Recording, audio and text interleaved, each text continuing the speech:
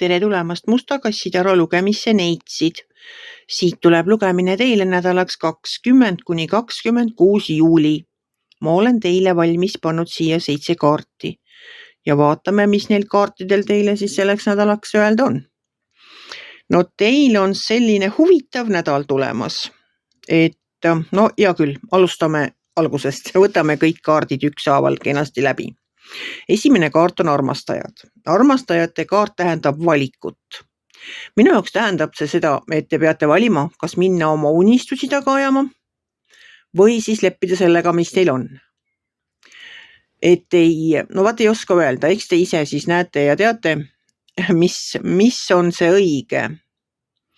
Aga vaatame edasi ja küllap siis saavad ka asjad selgemaks.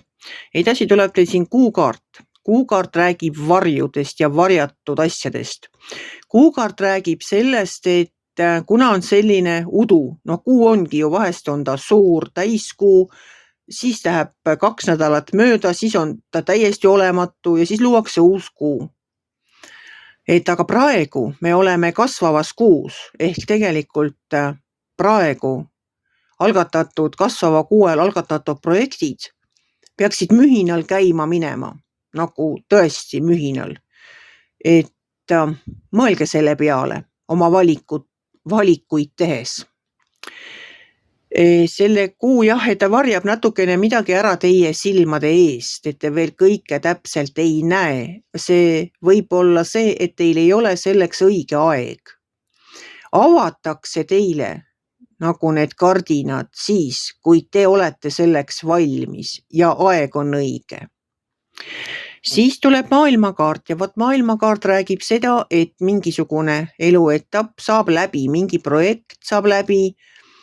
Ma ei tea, see on mingisugune pika ajaga kestnud asi. See on mingi pikka aega kestnud asi, mis teie elus on, see saab nüüd läbi. Ja tema kõrval on sauatäss. Sauatäss räägib sellest, et te olete lihtsalt vaimustuses. Uuest ideest, mis teile tuleb või juba peas keerleb. See on seotud selle sama armastajate kaardiga, et kas ma nüüd lähen, kas ma nüüd hakkan tegema, ma nii tahan seda teha. Et ilmselgelt hakkate jah, ütlen mina. Ja kui ma eksin, andke siis mulle teada, et mida sa siin seletad, polnud mul mingit plaani, kui veel ei ole, küll ta tuleb. Te olete lihtsalt niivõrd vaimustuses sellest, et te tahaksite kohe peale hakata. Nii kui see vana lõpeb, te hakkate kohe uue asjaga tegelema.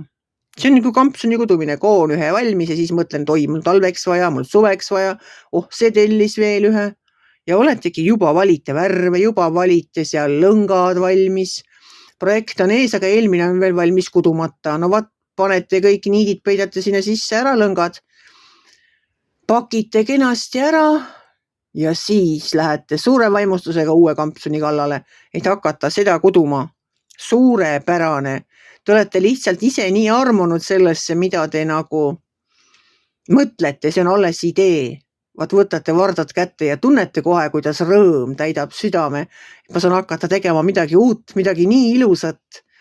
Ma tean küll seda tunnet. Mul on see samasugune tunne, küll mitte kampsunitega. Mul on natuke teised hobid, aga see selleks. Nii lihtsalt on. Alumises reas on teil sauade 7. Sauade 7 räägib enda seisukohtade kaitsmisest. Tulles selle kampsuni juurde tagasi, siis võib olla nii, et keegi teilt tahab võib-olla mingit teistsugust kampsunit ja ütleb, et tähtaeg on seal, et kas sa saad mulle teha, aga teil on ikka see ilus kampsun silme ees ja te ütlete, et ei, see on järgmine projekt, et see praegu ma küll ei muuda midagi, ma hakkan seda tegema.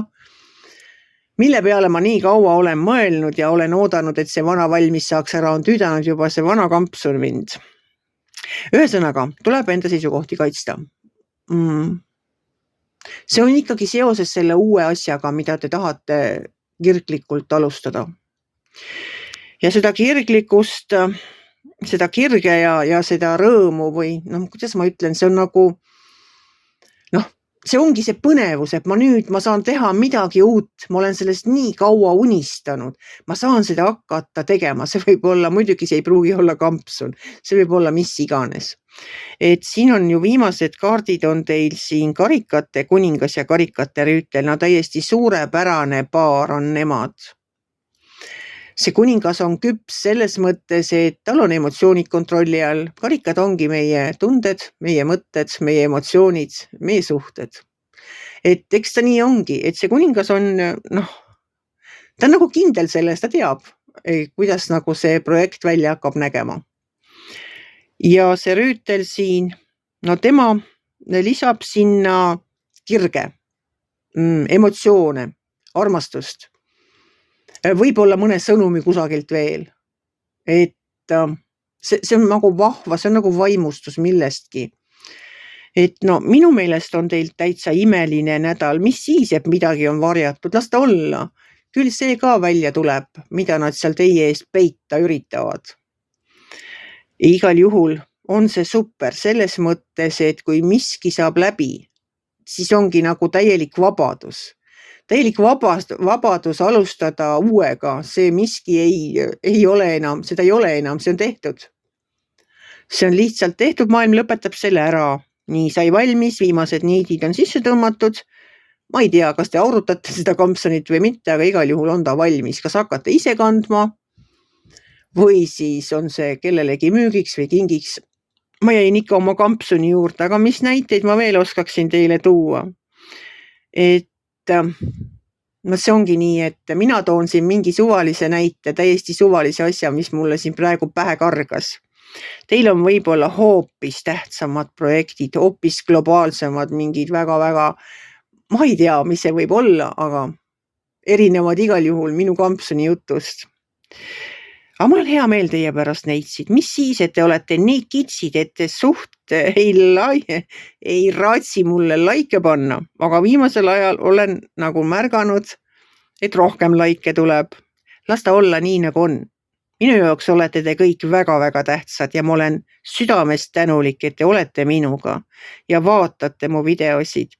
Laigiga või laigita, pole üldse mingit vahet. Teie olete kõik mulle väga tähtsad ja mul on tõesti hea meel, et te olete mu kanali leidnud ja olete siia jäänud. Aitäh teile, kallid neitsid, selle eest. Ilma teieta oleks minu maailm palju tühjem. Selline tuli lugemine teile selleks nädalaks, kallid neitsid. Kui teile minu lugemine meeldis, ärge olge kitsi. Pange ikka like, pöial üles, võite ka kommenteerida ja kohtume järgmisel nädalal.